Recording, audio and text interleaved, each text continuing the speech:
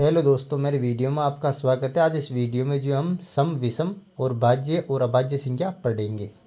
देखो दोस्तों, पहले पढ़ लेते हैं हम सम संख्या क्या होती है, विषम संख्या क्या होती है।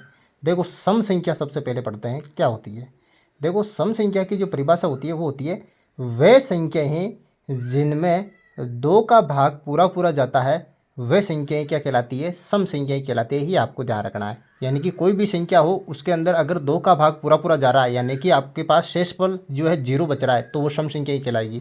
जैसे उदाहरण दे रहा हूँ मैं यहाँ पे 0, 2, 4, 6 ये जो चलेगी जो है जिसके अंदर दो का पूरा पूरा भाग जा रहा है यानी कि आप किसी भी संख्या में दो का भाग दोगे और शेषफल आपके पास जीरो प्राप्त हो रहा है तो वो सभी संख्याएं क्या कहलाएगी, सम संख्याएं आपके पास जो है कहलाएगी। अब चलते हैं विषम संख्या के अंदर। देखो विषम संख्या की परिभाषा क्या होती है। देखो वह संख्याएं जिनमें दो का भाग पूरा पूरा नहीं जाता है यानी कि शेषफल कुछ ना कुछ बचेगा आपके पास, वह संख्या क्या कहलाएगी, विषम संख्याएं कहलाएगी। यानी कि मैंने क्या कहा कि कोई भी संख्या हो आप उसके अंदर दो का भाग दो, शेषफल कुछ ना कुछ बचेगा आपके पास, जीरो नहीं बचेगा, तो वह संख्या क्या कहलाएगी, विषम संख्या कहलाएगी। जैसे 1, 3, 5, 7 ये संख्या क्या कहलाएगी, विषम संख्या कहलाएगी जिसके अंदर दो का भाग पूरा पूरा नहीं जा रहा है। तो सम संख्या और विषम संख्या आपको जो है ध्यान रखना है इस प्रश्नावली को करने से पहले कि सम संख्या क्या होती है और विषम संख्या क्या होती है। मैंने अच्छी तरीके से समझा दिया यहाँ पर क्या होती है सम संख्या और विषम संख्या। अब चलते हैं आगे। अब पढ़ेंगे हम भाज्य संख्या क्या होती है और एक आती है अभाज्य संख्या। देखो अभाज्य संख्या क्या होती है, तो इनमें से पहले पढ़ लेते हैं हम भाज्य संख्या क्या होती है। देखो भाज्य संख्या क्या परिभाषा होती है, वह संख्याएं जिनमें एक व स्वयं के अलावा अन्य संख्याओं का भी भाग जाता है अर्थात जिनके दो से ज़्यादा गुणनखंड होते हैं वो क्या कहलाएगी, भाज्य संख्या कहलाएगी। देखो दोस्तों आपको ध्यान रखना है भाज्य संख्या क्या होती है। भाज्य संख्या के अंदर एक का तो भाग जाएगा और खुद का भी भाग जाएगा और इनके अलावा अन्य संख्या और भी है जिनका भाग जाएगा, इसके अंदर भाज्य संख्या कहलाएगी।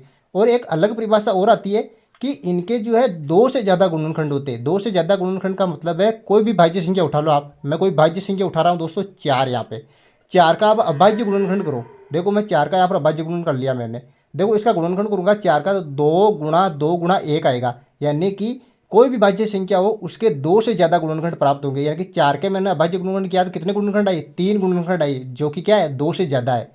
तो कोई भी भाज्य संख्या उठाओ आप उसका अभाज्य गुणनखंड करो आप, उसके जो गुणनखंड आएंगे वो हमेशा दो से ज़्यादा आएंगी, वो सभी संख्या क्या कहलाएगी, भाज्य संख्या कहलाएंगी। या फिर कोई ऐसी संख्या जिसके अंदर एक का भाग जा रहा है, स्वयं का भाग जा रहा है और अन्य संख्याओं का भी भाग जाएगा। देखो उदाहरण ले रहा हूँ 4, 6, 8, 9 ये सभी संख्या क्या कहलाएगी, भाज्य संख्या आपके पास कहलाएगी। अब चलते हैं हम अभाज्य संख्या। अभाज्य संख्या की क्या परिभाषा होती है। देखो वह संख्याएं जिनमें एक व स्वयं के अलावा अन्य संख्याओं का भाग नहीं जाता है अर्थात जिनके केवल दो गुणनखंड होते हैं अभाज्य संख्या कहलाती है। देखो दोस्तों अभाज्य संख्या की तो सरल परिभाषा है, यानी कि अभाज्य संख्या वह संख्या कहलाएगी जिसमें एक का तो सब में जाता है भाग, केवल खुद का यानी कि स्वयं का ही भाग जाएगा और किसी भी संख्या का भाग नहीं जाएगा, अभाज्य संख्या कहलाएगी। दोस्तों एक अलग परिभाषा और आ रही है इसकी, क्या आ रही है कि जिनके केवल दो गुणनखंड होते हैं।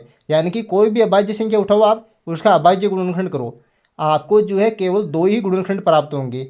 जैसे कि मैं उठा रहा हूँ कोई अभाज्य संख्या, यहाँ पर दो अभाज्य संख्या उठा, दो का आप अभाज्य गुणनखंड करो, दो का अभाज्य से गुणनखंड कर दिया मैंने। देखो यहाँ पे अब देखो 2 गुणा 1 केवल कितने गुणनखंड आए, इसके दो ही गुणनखंड आए।